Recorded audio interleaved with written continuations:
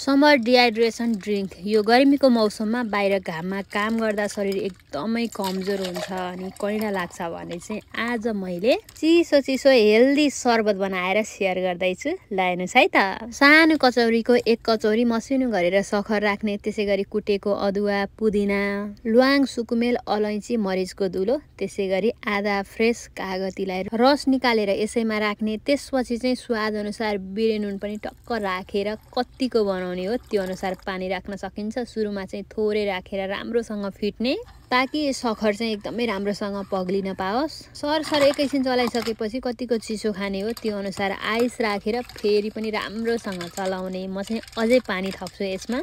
त्यही हो, चिसो पनि कतिको खान मन लाग्छ त्यो अनुसार आइस क्युब राख्न सक्नुहुन्छ। एकदमै हेल्दी। यो गर्मीको मौसममा बाहिर घाममा काम गर्नुहुन्छ, पसिना धेरै आउँछ भने त यो ड्रिङ्क एकदमै बेस्ट। हजुरहरूले अवश्य पनि बनाएर पिउनु होला। काम गर्दा गर्दा कैँडा लाग्छ भने पनि सखर पानी चाहिँ यो गर्मीको मौसममा असाध्यै नै राम्रो हो है। पुदिना चाहिँ हजुरहरूले मिक्सरमा पिसेर रस राख्न पनि सक्नुहुन्छ। मैले चाहिँ यत्तिकै राखेकी छु। रेडी।